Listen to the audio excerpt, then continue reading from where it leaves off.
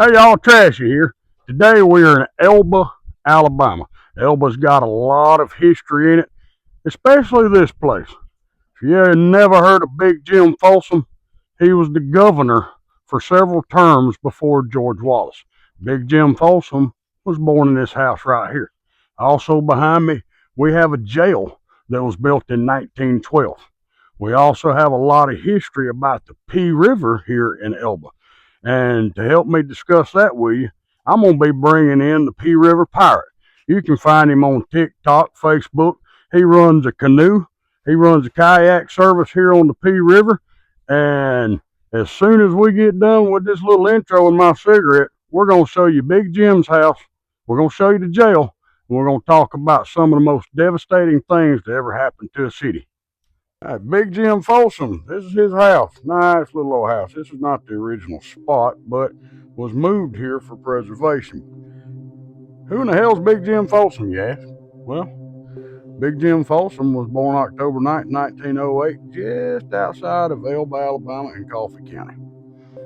Big Jim Folsom actually served in the United States Army and United States Merchant Marines during World War II.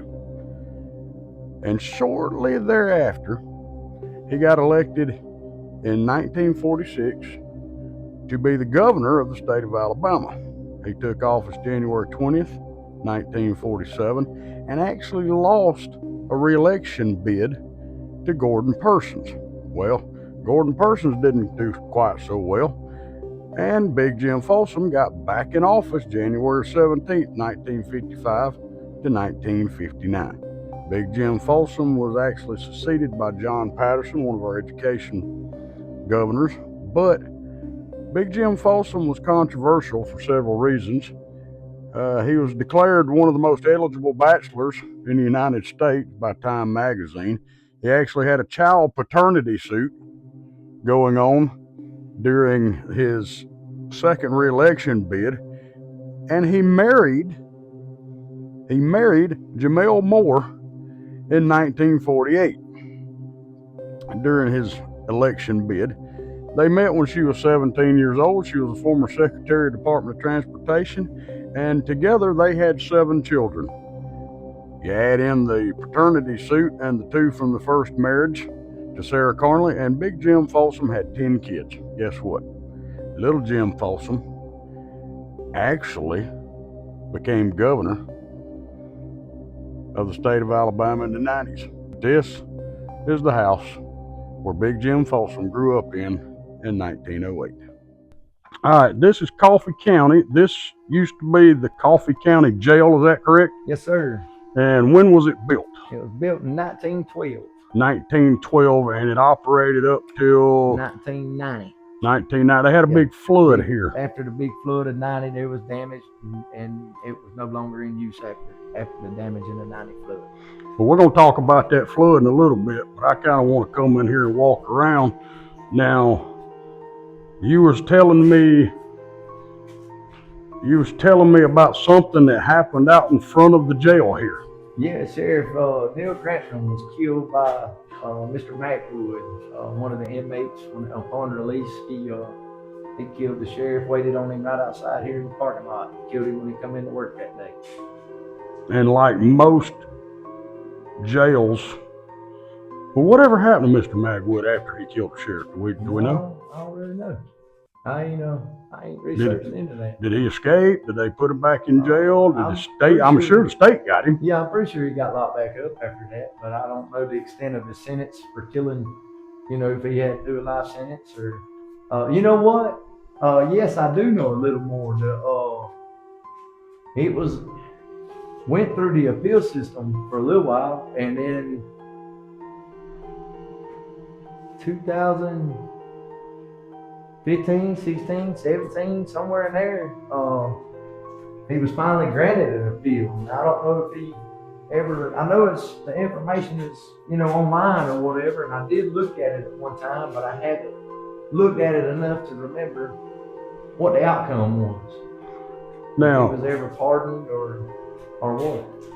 Now, most of these jails back in the early 1900s, most all of them housed not only just criminals, but they didn't know what to do with mentally insane people except for send them to Bryce's up in Tuscaloosa. Right, right. They did house mentally insane as well as your average criminals here, but this was a facility for the mentally insane as well. I've seen the bowels of Tallahassee old jail, and this is a lot smaller than even the jail cell in Tallahassee that I got locked into when I was in the 4th grade on a field trip. Right, yeah. It's pretty small cells to be confined to in here. Especially when there's 2 of you. Yeah. But you said this place did flood and suffered a lot of damage in the 90 flood. Yeah, the 1990 flood. Yes. Now it flooded in some of the other floods previous to that, but after the 90 flood was when it was no longer in use.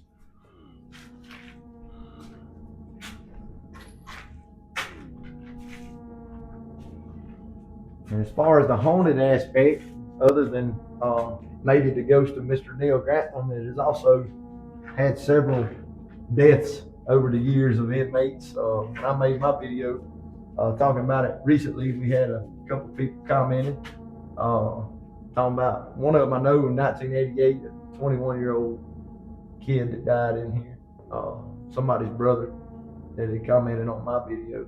And that's just one of several stories, about the inmates that die that may still haunt this place. Have y'all ever had any paranormal people come down? Yes. Because we've made friends with a group out of North Georgia called Kennesaw Ghosts. Yeah. Have y'all ever had anybody else come? There have been. A few years back there was a group came. I don't know a lot about them or who they was, but they did come and find some paranormal activity in here. Just out of curiosity, that's not the first picture of you behind bars. No. All right, that wouldn't be the first picture of me behind bars either. This may have been the part where they held the criminally insane upstairs or something. Huh? The insane in the long terms. Right. But now that we're up here, I'm gonna transition a little bit since I can see out these windows, probably unlike the inmates back then. Elba has the Pea River, and what's the name of the creek that meets the Pea River? Whitewater Creek. Whitewater Creek. And ever since the beginning of first of all, Elba was established in the late 1800s. Is that correct? Yeah, it was originally Beanfield, something like that, in the 1840s or something with the ferry crossing. Maybe 1860, somewhere in there anyway. And it was named Elba because one of the original town folks loved Napoleon. Well, it was actually a drawing out of a hat. If you had a suggestion for the name, you put a name in a hat, and they drew the name out of the hat. And Elba was it was the island that Napoleon was exiled to. But that's where I guess he was a Napoleon fan, the one that put that name in the hat, Well, there was a lot of Napoleon fans, the Mexican General Santa Anna being one of them, and that turned out to be his downfall by Sam Houston. Yeah. But you got the Pea River and the creek there that come together, which lends to a problem that Elba seems to have always had, and that's flooding. Flooding, yes, sir. Talk to me about the flooding. I know there was a massive one in 1990, but there's been others before and a couple after. As early as 29 is a well-documented flood that destroyed the whole town. But even before that, with my digging and researching, it goes back into the 1800s. Some of what I found is started construction like 1911 on that big down below town historic hydroelectric dam, and I think it got worse after that dam, because it's not letting as much water out of here. But somebody didn't know what a spillway meant. Right, but I think before the hydroelectric dam was built, it was every 30 or 40 or even 50 years between floods in town. But then after that dam was built, like the 90s was a big year, about every 4 years, 90, 94, 98. And back to back. It was flooding. And the 90 flood caused the county to abandon this jail and move to another one. But the last great flood was in 98. Yeah. And FEMA told the town, look, we're tired of this. Y'all gonna have to move uphill somewhere. And the town pretty much told them, no, we're not leaving. Nowhere. Now they did after the 90 flood. My wife she started school in 91, and the kids were going in trailers. You know, they had the little temporary trailers set up by FEMA or whatever, and that's where she started kindergarten at. Because they did after that 90 flood move to school up out of town a little bit, but all these old buildings that's out here now is the same ones. They never moved. You know, resilient. They tough bunch. They just get in there and rebuild. But since then, they've increased the size of the levee, and there hasn't been any major flooding here. Not inside of after about 98, or I don't remember anything after 98 that was inside the levee. Now a lot of the low-lying areas, especially up 125 out of town and up 87 out of town, there's been some worse flooding because of the bypass I mentioned to you earlier. Kind of backs that water up. It only come through under Whitewater Bridge or under Pea River Bridge, and so it's caused a little more flooding on low-lying areas outside of the levee. But the levee's held since the Corps of Engineers come in and rebuilt it. I want to say after about 98.